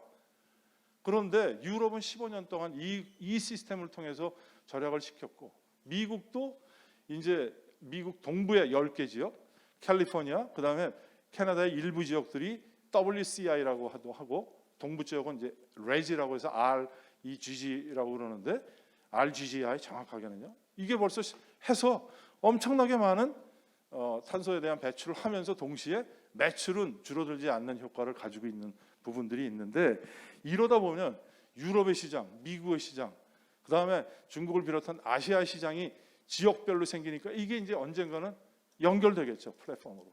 그러면 지금 주식 시장이 일어나듯이 무슨 나스닥이다, 코스닥이다 탄소 시장이 생기게 돼 있는 것들입니다. 그러니까 맥켄지가 앞으로 탄소 시장이 훨씬 더 강화될 거고 크게 될 거다라고 하는 부분들을 얘기하는 것들이죠. 그런 거를 반영하듯이 벌써 신재생 에너지에 대한 투자는 엄청나게 많이 일어나고 있는데 특히 유럽은 배터리 분야에 대한 부분들을 강조하기 시작했죠. 중국 같은 경우에는 2018년에 리튬이온 배터리의 생산자 책임 제도를 가지고 들어와서 배터리 회수와 재활용 방법들 이미 벌써 LG화학은 삼성 SDI는 폐 배터리 전기 자동차가 10년 정도 되는데 그거를 재활용하는 기술들에 대한 부분들을 투자하려고 그랬고 외국에서는 지금 벌써 그런 부분들에 대해서 투자를 하기 시작했습니다. 기술 개발들을 하고 있고 그다음에 미국도 캘리포니아나 뉴욕이나 미네소타 같은 데서도 똑같이 리튬이온 배터리에 대한 매립 처분과 동시에 재활용에 대한 부분들을 규정을 다 해놓은 상태들입니다. 이게 지금 보시게 되면 신재생 에너지에 대한 전국 투자액입니다. 이것이 기반이 돼서 아시다시피 알리백 리뉴어블 에너지 우리 사업장은 100% 신재생 에너지로 하겠다. 그것이 내가 제3자로 해가지고 그거를 공급하는 사람한테 사든 내가 자가 발전을 하든 이런 식을 통해서 하는 것들을 가지고 있는데 애플이 삼성에다가 벌써 압박을 가하기 시작하겠습니다. 삼성도 좀 했으면 좋겠다. 그래서 지금 여기에 보면 구글, 애플이나 이런 거 다 지금 아리백을 하는데 아리백에 동참하겠다고 하는 기업들이 지금 200개가 넘습니다. 전 세계 내놓으라는 기업들 지금 조금 더 300개 정도가 더 이상됩니다. 그 다음에 이제 코로나 때문에 경제가 나쁘니까 경제적인 재건을 하기 위해서 재건 기금을 만들어 놓은 거가 한 12조 2천억 달러 되는데 그 중에 30% 이상이 다 환경적으로 투자가 됩니다. 그래서 해상 풍력이라든지 전력망이라든지 에너지 저장 장치라든지 특히 수송 그리고 이제 순환 경제 폐기물에 대한 순환 같은 것들을 다 자리해 가지고 만들어 놓겠다라고 하는 부분들이거든요. 그래서 이게 정부만 하는 게 아니고 기업들이 마이크로소프트사는 사내 탄소세를 가지고 있다가 이 기금을 가지고 기후혁신기금을 해서 1조 2,300억을 만들겠다. 그 다음에 아마존 같은 데도 기후대응 기금을 조성하겠다. 그 다음에 월마트대는 기가톤 PPA라고 그래서 협력사들이 워낙에 많으니까 협력사들이 신재생 에너지를 잘 구축할 수 있는 플랫폼을 만들었습니다. 그 다음에 이거는 S&P 500 기업들이 최근에 나온 건데요. 자기네들이 실질적으로 우리는 2020년까지 몇 % 줄이겠다라고 공약을 했는데 공약이 제대로 이행된지 안 됐는지를 다 보여주는 겁니다. 여기 지금 그린으로 보이시는 거는 다 이행에 성공한 것들입니다. 그 다음에 여기 하늘색으로 보이는 것들은 이행을 충분히 가능하게 할 수 있는 것들이다. 불과 32개 정도가 자기네들 목표를 달성을 못하고 있는 상황을 보여주고 있는 거예요. S&P 500에 들어가 있는 기업들이에요. 그 다음에 이거는 미국 내에 있는 기업들인데 내노라는 21개 기업들이 2020년까지 우리는 몇 % 줄이겠다라고 해서 딱 선언을 해놓고 지멘스처럼, 지멘스가 세계 최초로 기업으로서는 2050년까지 우리는 탄소 배출 제로로 만들게라고 했거든요. 여기서 보시게 되면은 로리엘이라든지 뭐 지금 이 그린으로 보시는 이거가 다 달성한 것들입니다. 거기에 이 달성한 거는 달성을 초과한 것들입니다. 사실은 예를 들어서 이제 이겁니다. 델을 보시게 되면 우리는 40% 줄일게라고 했는데 실제로는 50%를 줄였습니다. 2020년 작년 현재. 그래서 이게 이제는 피할 수 없는 상황이 돼가고 있다. 그래서 정유기업만 하더라도 1조의 기금을 만들어서 2030년까지 정유 쪽에서는 이제 석유를 채굴하다가 그 채굴하면서 나오는 석유 대신에 이제 CO2를 집어넣는 그런 방법들도 있거든요. 그런 거에 대한 상용화나 이런 것들을 하기 위한 석유 천연가스 기후안 같은 것들을 이미 만들어놨고 바스프 같은 데서는 2030년까지 더 이상 배출은 시키지 않겠다라고 하는 것들을 해놓은 상황이고요. 그 다음에 이게 이제 BP나 토탈이나 엑슨모빌이 나름대로 정유기업의 탄소 감축 전략을 다 만들어 놓은 거고 재미있는 것은 잘하고 있는지 안 하고 있는지를 평가하는 국제 기구도 생겼습니다. 모니터링 하겠다라는 것들입니다. 그다음에 이거는 철강인데 철강의 세계 1등사인 아세로미탈이 있는데 2050년까지 탄소 중립을 선언을 했고 그다음에 건설사라든지 부동산 기업들도 CO2가 배출이 많이 되는 철강 강제를 쓰지 않겠다라고 선언을 했습니다. 그래서 이제 아세르미탈 같은 경우에도 탄소 배출을 줄이기 위해서 53조 원을 투자를 하겠다. 이제 철강에서는 가장 중요한 게 수소환원 제철법인데 이것만을 위해서 이제 최소 한 270조 정도가 들어가겠다라고 하는 것들이 있어서 유럽에서는 이미 수소환원 제철에 대한 부분들을 연구를 하기 시작했고요. 그 다음에 이게 재미있는 겁니다. 아까 말씀드렸듯이 유럽은 성공했다는 건데 석유화학들은 이게 뭐 1990년대서부터 보면 CO2에 대한 배출이 온실가스죠. 온실가스 배출이 60%가 줄었는데 매출은 계속 올라갔습니다. 84%가 올라갔습니다. 이거를 저희들은 이제 탈동조화, 디커플링이라고 그러는데 아주 강한 디커플링입니다. 환경오염은 줄어들고 매출은 올라가니까. 그래서 유럽 쪽에서는 강하게 밀어붙이는 것이 바로 이런 것들을 가지고 이제 들어가는 것들입니다. 이렇게요. 그래서 유럽은 이제 그린딜이라고 하는 것들을 가지고 수소나 바이오메탄에 대한 부분들을 전략적으로 하겠다. 또 바스프 같은 것도 아까 말씀드렸듯이 중국 같은 데다가 그린 수소 만드는 거 만들어 놓고 하는 부분들을 다양하게 가지고 가고 있다라고 하는 부분들입니다. 물론 이제 막 시작하지만 우리나라 석유학계에서도 LG화학이 하겠다. R200도 100% 하겠다. 그다음에 플라스틱 대체의 생분해성이 있는 신소재 개발에 이미 성공을 했고 롯데케미칼이나 종합화학이나 특히 하나솔루션 같은 데는 이제 수소화학 수소를 하기 위한 수소기술연구센터도 이제 만들고 있고 그렇거든요. 이거 왜 이렇게 하느냐? 이게 이제 감축 때문에 그렇습니다. 2018년 현재 우리가 한 7억 톤 정도가 나오는데 이거를 4억 한 4천만 톤 정도로 40%를 줄여야 되고 제로로 만들어야 된다. 그래서 이제 표현을 탄소 중립이라고 했고 NDC라고 했고 2030년까지 줄이겠다라고 하는 NDC를 만들어 놨는데 이런 부분들을 앞으로 강화해서 나가겠다. 그러니까 앞으로 산업이라든지 에너지라든지 모든 분야에서 여기 이제 짙은 파란색을 보시면 이마만큼에 대한 부분들을 이제 감축해서 나가야 되는 것들이 생긴다. 요거가 요 위에 있는 거는 2030년까지 해야 되는 거고요. 요거는 2050년까지 각 부분별로 해서 이렇게 만들어서 나가겠다라고 하는 부분. 에너지 부분 같은 경우에는 석탄 발전소를 아예 없애는 방법이 있고 LNG 발전을 조금 남겨놓는 방법이 있고 그 다음에 수소에 대한 부분들이 이제 비한 같은데 900만 톤 정도를 만들어서 나가겠다라고 하는 것들이고 그 다음에 이제 이산화탄소의 저장이나 이용들을 통해서도 이거는 감축시키는 거고요. 이거는 흡수를 시키는 겁니다. 대표적인 예가 나무죠, 나무 같은 것들을 통해서 나가겠다라고 하는 부분들이라 하는데 특히 이제 철강이나 시멘트 이런 쪽에서 이제 아까 말씀드렸던 연료나 또 새로운 기술이나 석유 납사를 바이오 납사를 바꾸는 이런 부분들이 이제 다양하게 생기는 것들을 이미 고려를 하고 있고, 이게 이제 예산을 이렇게 만들어놔서 하는 것들이죠. 저는 이런 예산도 조금 부족하다고 생각합니다. 더 많이 해야 된다. 유럽이나 이런 데 보면 훨씬 더 많이 들어가고 있는데, 일단 22년에는 약 한 12조 정도에 대한 부분들이 고탄소, 모빌리티나 혁신 생태계나 이런 쪽에 이제 들어가는 부분들을 많이 해놨다. 그런데 여기에 플러스가 있으면 마이너스가 있다고, 조금의 마이너스가 있을 겁니다. 지금 석탄 발전소 많이 하니까 석탄 발전소는 조금 좌초 산업에 대한 부분들이 당장은 아니지만 미래에 좀 될 가능성이 있고, 특히 자동차는 전기 자동차로 가면서 내연기관에 종사했던 많은 부분들이 이제 좌초 산업으로 될 부분들이 있고라고 하는 부분들이죠. 그래서 지금 이런 부분들에 소위 좌초 산업에 대한 부분들을 동반하고 있는 데도 고려를 해줘야 된다.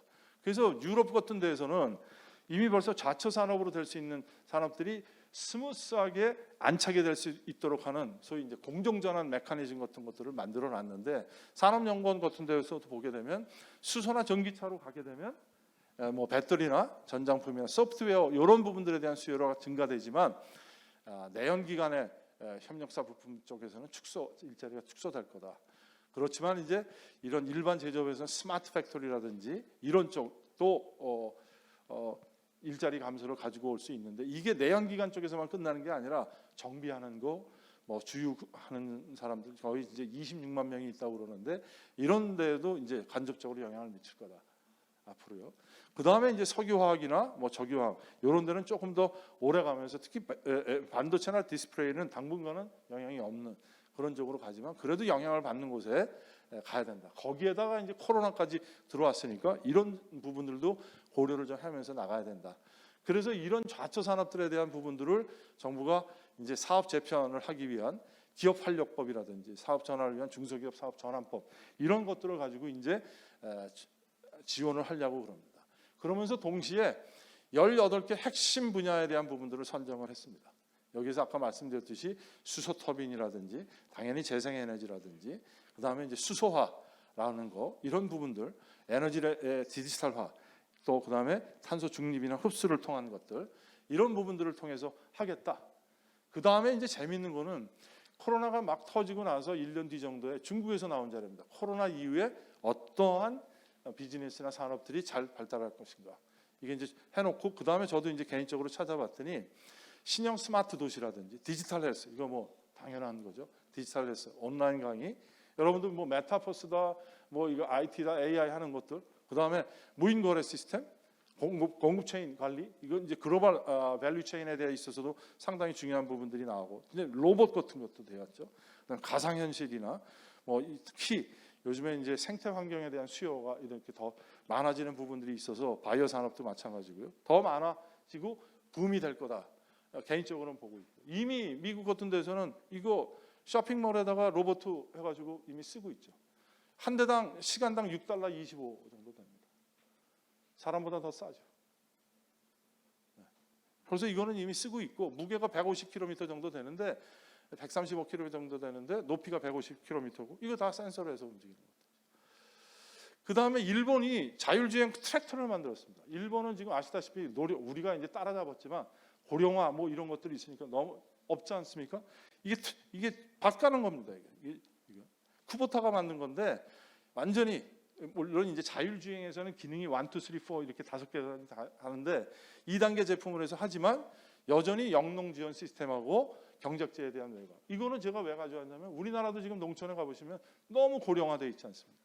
누가 할 거냐? 이거 자율주행 트랙터 같은 것들로 지금 만들어서 나가고 있다라고 하는 부분들이죠.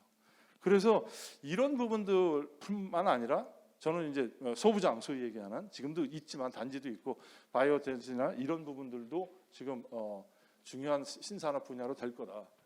그러면 이제 성남 쪽에서 봤을 때 제가 보니까 성남이 이제 주장하시는 게 떠나셨지만 아시아 실리콘밸리를 만들겠다. 그래서 1, 2, 3 그다음에 미래 비즈밸리 이렇게 해서 쭉 나름대로 있으시더라고요. 백현 마이스도 있고 쭉 많이 있어서, 제가 이제 지금부터 말씀드린 건 제 진짜 개인적인 생각이긴 한데, 성남시가 어떻게 하면은 전략적으로 앞으로 나갈 것인가라고 하는 것들을 제 개인적인 생각을 말씀드린 겁니다. 보니까 점선 이런 말씀을 하셨더라고요. 근데 원래 점선면 전략이 중국의 전략이기도 합니다. 우리나라의 전략이기도 했고, 점을 만들어 놓고 또 점을 만들어 놓고 그 점을 이으자 계속 있다 보면 이게 면이 된다. 그게 점선면 전략이거든요. 그러니까 이렇게 아까 보시다시피 위렌이 판교 1, 2, 3이니 뭐 마이슨이 쭉 해놓은 부분들을 다 연결을 해서 하나의 실리콘밸리를 만들겠다라고 한 겁니다. 그러면 저는 1차적으로 성남시 내에서 시에서 어디든지 보게 되면 환경이나 에너지 과가 지금까지는 조금 잘 안 가려고 그러고 일도 많고 그다음에 관심도도 적게 되는 부분들이 많았는데 앞으로는 에너지와 환경 쪽 기후변화에 대한 부분들이 상당히 중요성을 많이 강조하기 때문에 제가 보기에는 이런 거를 하나 만들어도 좋겠다. 이미 광명시는 만들어 놨어요. 그리고 말씀드렸듯이 전력의 탈탄소와 이쪽 부분들이 아주 중요하게 되니까 연구개발에 대한 지원 강화들이 아주 중요하다. 그러니까 성남시 예산이 3조 정도 되더라고요. 그래서 이런 부분들에 대한 부분들이 같이 들어가서 하되 지금 전력 IT가 하나의 추세고 배터리나 지금 하셨던 인공지능이나 이런 부분들하고 같이 연결시켜서 나가는 연구개발에 대한 부분들을 하기 위해서 대한상공회의소가 지금 중소기업 연구개발조합 같은 것들을 만들었거든요. 연구개발조합 정확하게는요. 그래서 정부가 50% 우리가 50% 줘서 나가겠다라고 했듯이 제가 보기에는 벤처 창업에 대한 연구개발조합 같은 것들을 만들어서 좀 나가면 좋겠다. 그래서 그 재원을 좀 하면 좋을 것 같다. 그리고 특히 저는 이제 이 기후기금이 지금 2조 5천억 정도가 있습니다. 아까 말씀드렸던 배출권 거래에서 나오는 기금 같은 것들을 넣어서 에너지에 저감을 해야 되는 지금 배출권의 대상이 되는 기업들이 한 680개가 되는데 그 기업들을 지원하기 위해서 하지만 저는 이와 같이 계속 우리나라에 기금이 67개가 있는데 지금 에너지 모션 효율화기금, 전력산업 기반 기금 있는데 이런 부분들이 좀 더 기후변화 쪽에 더 많은 조성이 될 수 있도록 기후변화 에너지 쪽에 그리고 이런 4차 산업과 연결되어 있는 이런 쪽으로 들어갈 수 있는 기금에 대한 조성과 예산을 만들어 달라 놓자.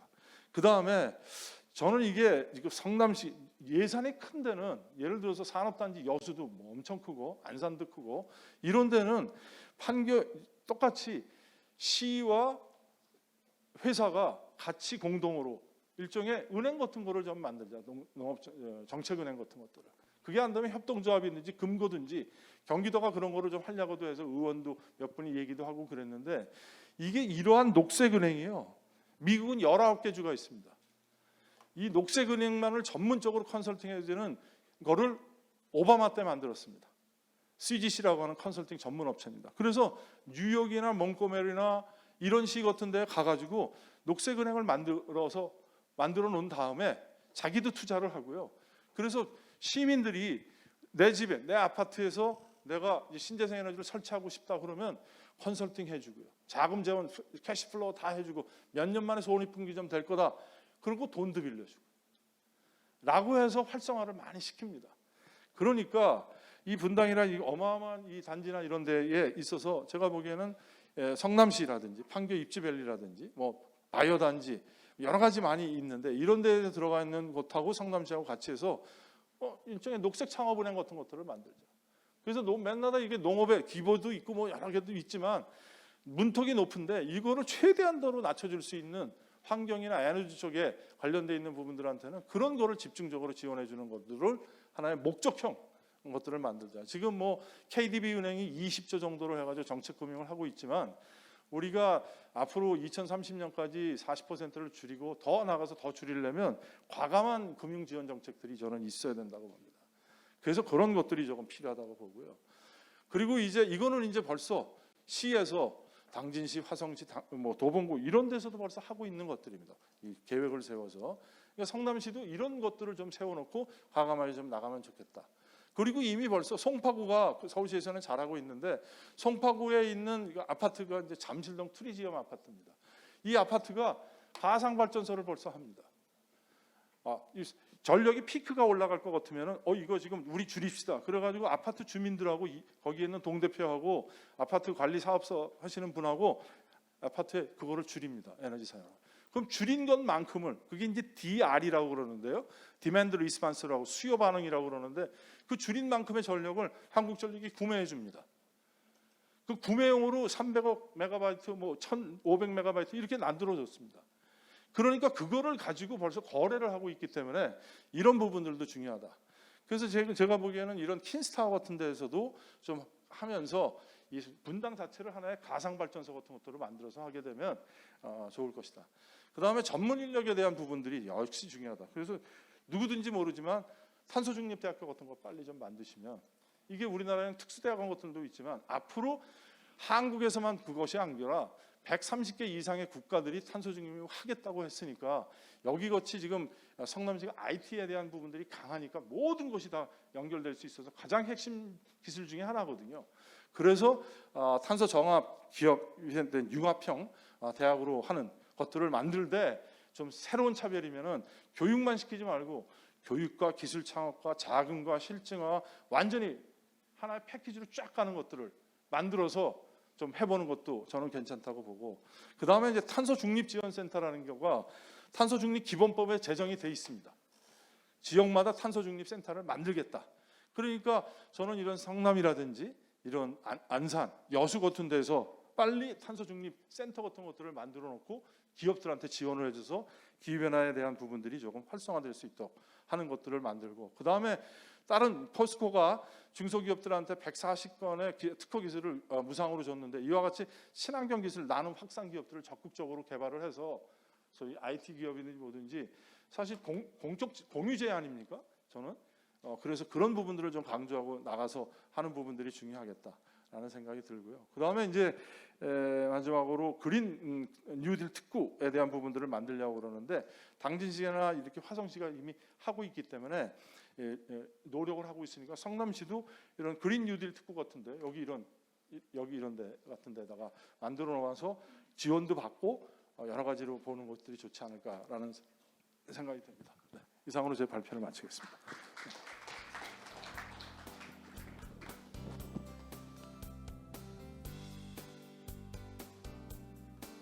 네, 김정인 위원장님 감사드립니다. 이 탄소 중립이라는 전 세계적 대전환 속에서 한국이, 그리고 성남과 중소기업들이 어떠한 길로 나아가야 되는지 대해서 길라잡이 역할을 해주셨습니다. 세션 1은 여기서 마무리 짓도록 하겠습니다.